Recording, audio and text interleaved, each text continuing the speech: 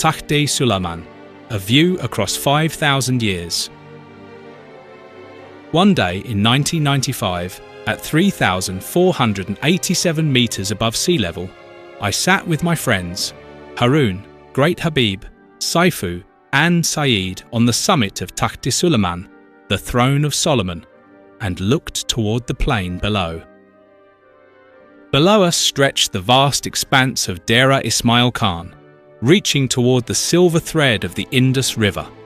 From this height, through the shimmering haze, villages, roads, and the clamour of daily life as I had known it in Damaan dissolved into the broader geometry of the landscape.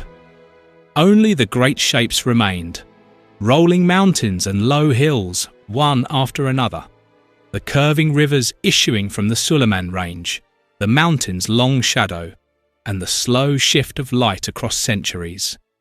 Up on the summit, a profound silence wrapped everything. All was quiet. From it, the violent urgency of the plains appeared strangely imperceptible, rendered distant by altitude and perspective. The plains belong to becoming, the summit belongs to being. The plains dweller studies history. The mountain climber, for a moment, sees history itself as a passing shadow across an enduring earth. There is something indescribable which one experiences on mountain tops. Mountains inspire something grand and lofty. Mountains as teachers. Nietzsche captured something essential when he wrote, "I am a wanderer and a mountain climber. I do not like the plains, and it seems I cannot sit still for long. And whatever may yet come to me, as fate and experience, a wandering and a mountain climbing will be in it." Arnold Toynbee, while standing on a mound at Charsada, ancient Pushkalavati, imagined something profound. Writing about a Buddhist monastery on the site of a city of the Gandharan age, he observes in his essay, "A tell like Jericho, its steep shoulders carry the massive remains of a Buddhist monastery. Here the monks attained the goal of their austere spiritual exercises. They won their way out of this world of appetite and recurrence into the serenity of the timeless state. And this serene timelessness pervades their empty courts and cells. Down below, the plain is still fast bound in the grip of karma. Down there, crops and cultures have never ceased to change." Toynbee looked across time, imagined it, and made a profound statement. He said a historian's task consists of sitting among ruins and imaginatively resurrecting lost lives. This is not merely a statement about curiosity or the European exploratory spirit. It speaks to the kind of knowledge that comes only from the peak. The wanderer moves through the world of events, of history, of other people, but the mountain climber ascends beyond that world. What he finds at the summit is not a new fact, not a lost civilization, not a better map. He finds the silence in which all facts, all civilizations, and all maps become things seen from above, contemplated rather than suffered. From where we sat, the whole history of the plain below became visible in the mind's eye, not as a dry list of dates, but as waves of deep time unfolding across the land. The plain below. Damaan. In front of us lay Damaan, stretching from Petso and Laki Mawat toward Dera Ghazi Khan. Scattered across it rose ancient settlement mounds, or Dheras, some towering more than 30 feet.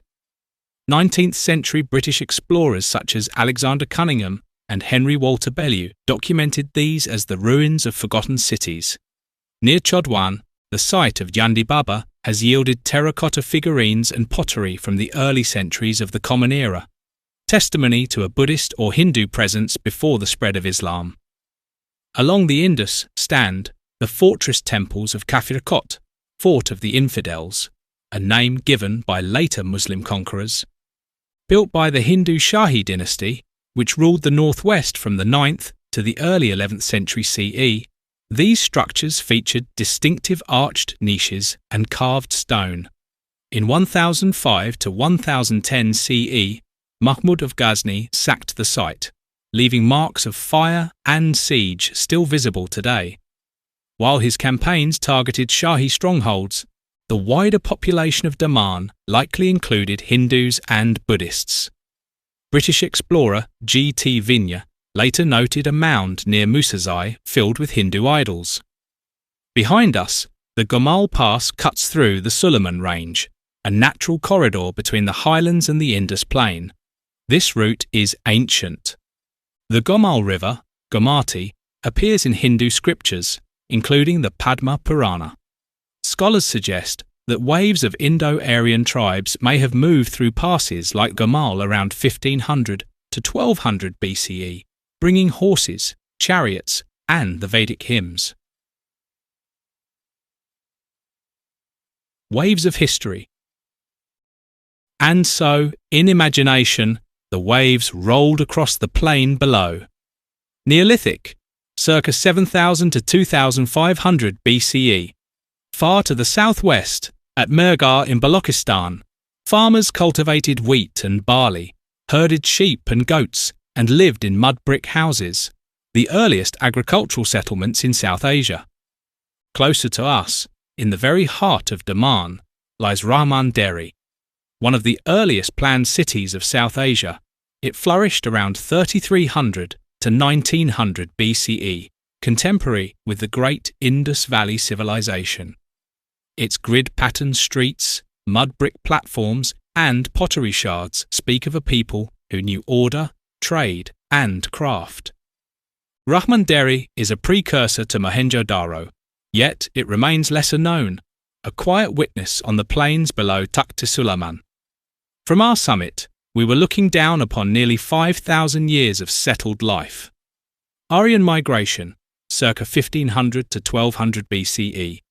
Clans of Indo-European speakers crossed the Gomal Pass and the Khyber, bringing the horse, the chariot, and the hymns that would become the Rigveda. They called the Indus Sindhu and the land Sapta Sindhu, the land of 7 rivers. In my view, they must have been fair-skinned, tall, handsome men and women resembling the nomadic Dotani Pashtun tribes or the Kalash people of Chitral. Persian Achaemenid Empire, circa 518 to 330 BCE. Darius the Great incorporated the Indus Valley as the 20th satrapy of his empire. Persian governors collected tribute in silver and gold. The Kharosthi script, derived from Aramaic, began to appear. Greek invasion and successors, 327 to 305 BCE. Alexander of Macedon crossed the Indus at Attock, battled Porus, and marched south along the river.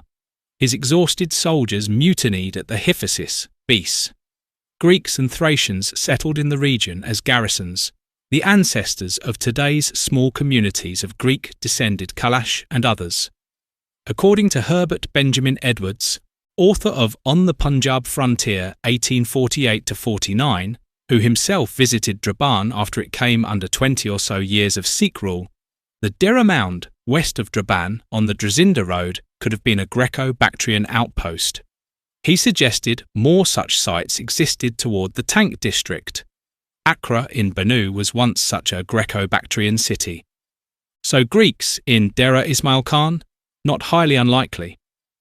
Mauryan Empire, circa 322 to 185 BCE.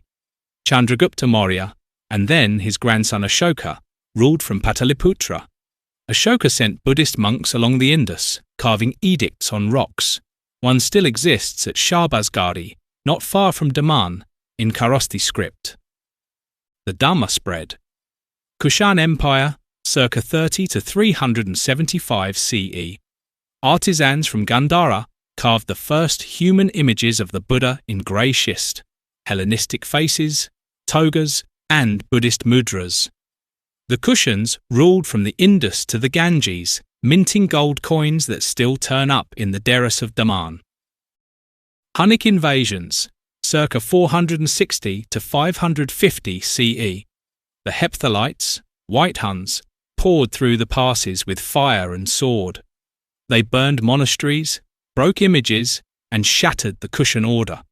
A century of chaos followed. Hindu Shahi dynasty, circa 850 to 1026 CE. the Shahis rebuilt. Their fort temples at Kafir Kot, Bilop, and Nandana guarded the eastern approaches to the passes. They minted silver coins with the bull and horsemen. Sanskrit learning flourished. Ghaznavid raids, circa 1000 to 1026 CE. Mahmud of Ghazni raided 17 times. At Kafir Kot, his siege engines battered the walls. Survivors fled across the Indus. The idols were broken, the temples converted to mosques or left as ruins. Kafir Kot.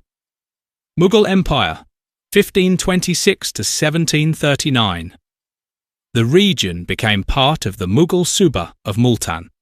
Persian was the language of courts. Revenue was measured in bighas. The Great Mughal Road passed to the north, but the plains remained tribal, restless, semi-autonomous. Some in Damaan say that Mughal Kot on the Drazinda district and Job boundary has something to do with the Mughals.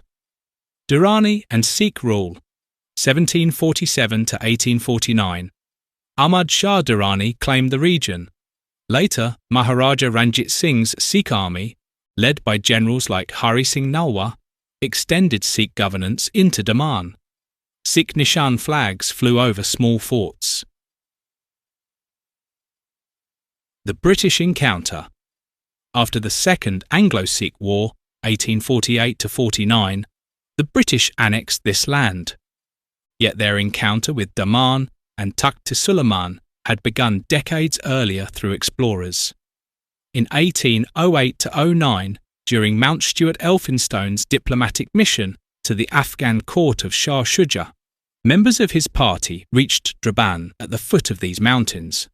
2 Europeans attempted, unsuccessfully, to scale the very summit where we now sat. Their bold effort marked one of the earliest European gazes upon Takht-e-Sulaiman and Damaan Plain. Elphinstone's subsequent book, An Account of the Kingdom of Kabul, 1815, became a foundational text on the region's geography, tribes, and customs. In the 1830s, the restless traveller G.T. Vinya crossed these plains and hills. He left vivid accounts of the landscape and recorded finding mounds near Musazai filled with Hindu idols, offering tangible traces of the pre-Islamic past.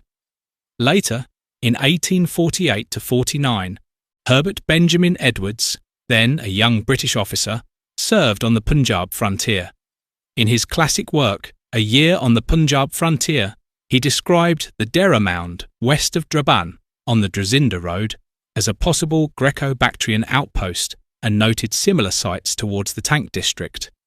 His keen observations blended administration with a perceptive eye for antiquity, seeing Greek ghosts lingering in the soil.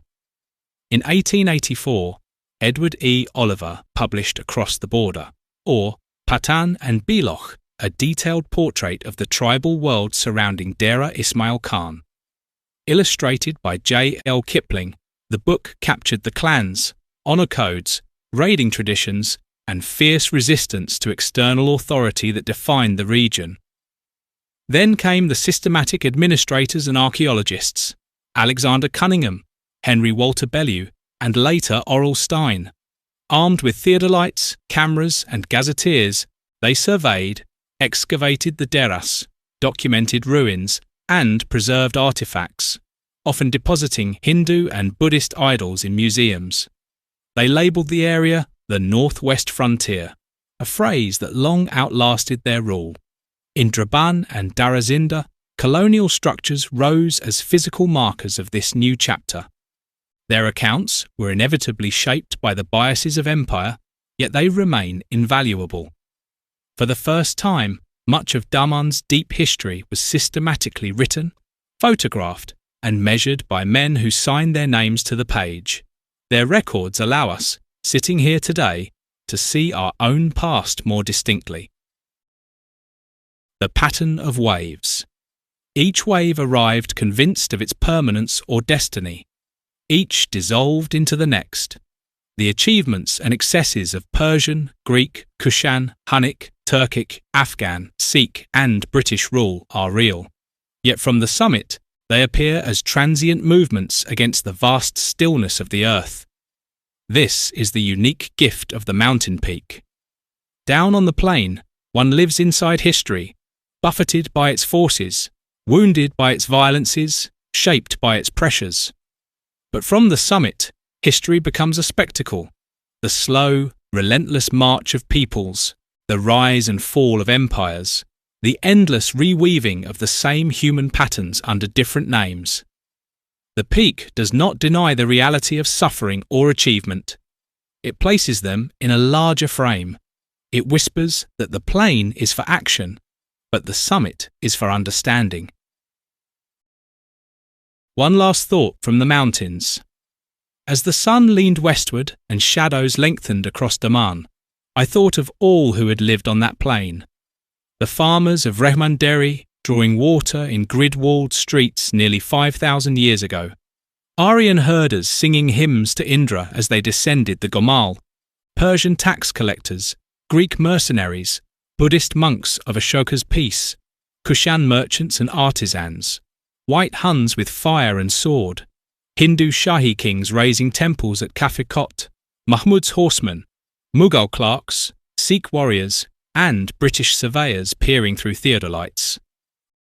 And then the countless ordinary souls absent from any chronicle, women grinding grain at dawn, children playing in the dust of the Dheras, shepherds whose fires still flicker below, merchants crossing the pass with cloth and salt, and mothers burying sons after forgotten raids. Every one of them had ancestors. Everyone became an ancestor. I realized that each person alive is merely a link in an unbroken chain. Behind us stretches an immense, invisible line of life reaching back to Rahman Dheri and beyond. Names lost in the mists of time, voices silenced, yet their blood and breath continuing in us. Ahead curves another line, invisible as the Gomal Pass beyond the next ridge, toward futures we cannot fully imagine. Those who come after will one day look back, perhaps from this same summit, and wonder about us. They will know we breathed this air and watched this sun set over the same ancient plain.